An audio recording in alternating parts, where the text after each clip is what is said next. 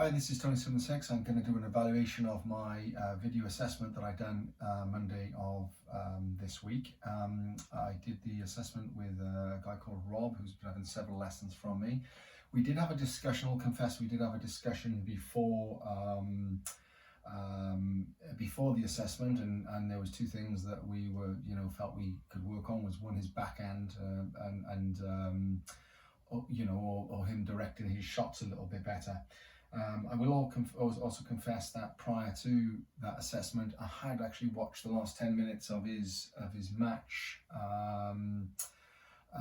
one of his box league match, and what I saw basically was him and his opponent, if the ball went on their backhand, they would almost definitely lose the point. And what I'd also saw that they do go back and forth to each other quite a lot. There was no direction on the ball, and neither player came to the net. First of all, I'm going to start with my little bit of the negativity with the tiebreak. I didn't like what I did. I first of all said 7 points, then 5 points, but I felt that I'd gathered enough information, and as I just said, I gathered the information not only from what we did to start the lesson, but from watching the previous lesson as well. Didn't like what I said. Didn't mean it. Like I said, that's I've seen enough. I had enough information. I felt I could start the practice.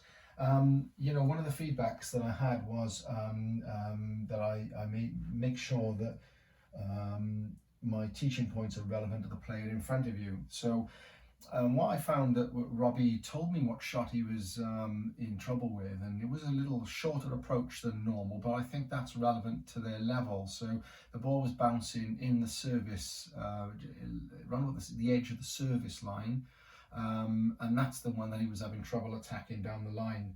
I'm aware that with a high-level club player, I would have done and started with the approach and volley straight away. But really speaking, I wanted to break this down for Robbie into little bite-sized chunks where I really wanted to get his confidence. He mentioned confidence quite a lot. I really wanted to get his confidence going for him to be able to hit down the line. And from looking at him, it came into a couple of different categories. I mean, the one volley on 7 minutes, he didn't get up to it. So in my demonstration, I did that. Then he was getting up to it too close and getting himself jammed. So it was a combination of things, and I don't think he ever thought about getting his body around and hitting that ball down the line with the strings pointed towards the target.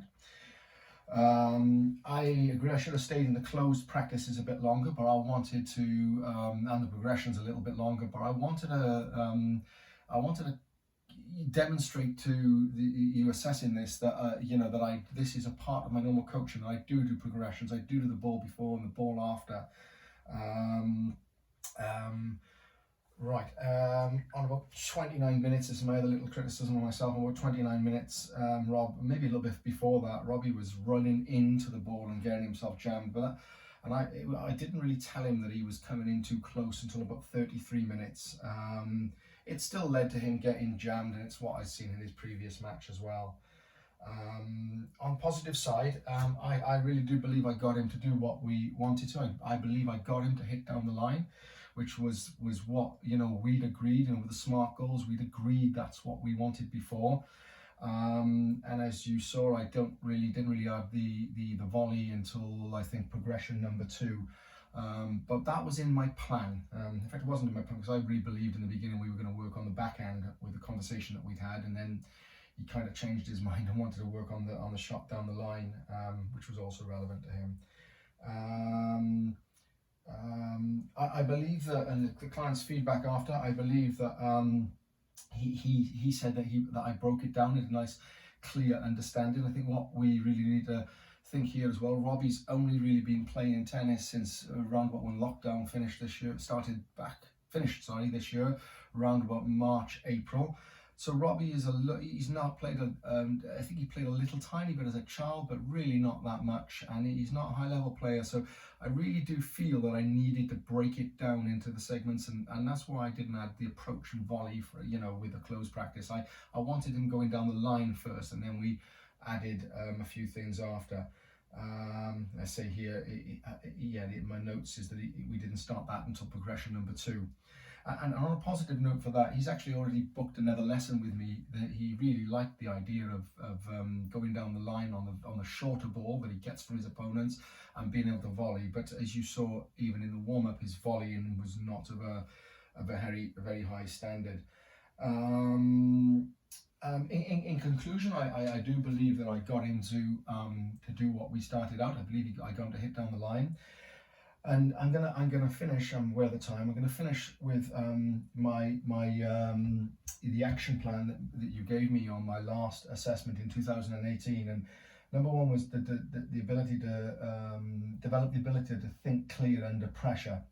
I'm always nervous in assessments. I always was in school and things, but I felt that far more natural than coming up to Warwick and doing the assessment. And let's put it this way, if I can compare 2018 to that one yesterday, I don't think there was any comparison. I feel that I did, develop a plan in my head and I kept to it. Point number two is you must tell a clear tactical story. And while I agree that I could have added the approach and volley right from the beginning, I chose not to because of Robbie's level. But I did that in the progressions. I really do believe that I told the tactical story of what he could do if he approached on a very short ball and then came to the net after to volley. I think I also covered one part as well, if he approaches from further back or hits down the line, as Robbie called it. If he hits down the line from further back, then maybe he needs then to recover over to that area for possibly the cross court.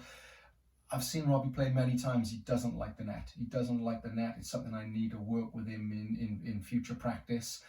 So that was in my mind as well when I chose what I chose during this session. The demos need to be, point number three, demos need to be shorter and relevant to the player in front of you. I'm going to be honest, I quite liked my demo. I thought my demo was pretty good. I covered the three basic things. The one that he's got to see it, remember the 5 R's, the reading of the ball, the reacting, the getting up to it, and then I covered the racket. I feel the racket strings were pointed to the direction. In fact, actually, his very first shot after the demo, it was a really good down the line shot. I was quite pleased with that. Make sure your teaching points are relevant to the player in front of you.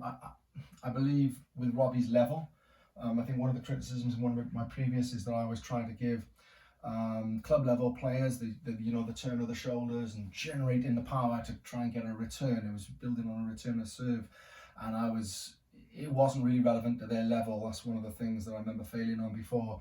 But I do feel that what I taught was relevant to Robbie's level. And the final one that I always used to have trouble with, especially when I'm nervous, is point number 5 was feeding from the right position. Yes, of course, I got 1 or 2 feeds wrong during that assessment, but I feel that I was outside the baseline, feeding from what would be a short ball from Robbie's opponents. I got them to land around up the service line, which is exactly what he told me in the beginning.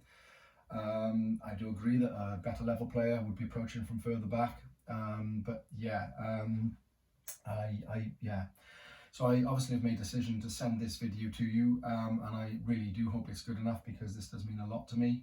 And thank you for listening, and thank you for putting up with me all over the last few years with my thousands of questions every now and then. And that's it. And yeah, I hope it's good enough. Thank you very much.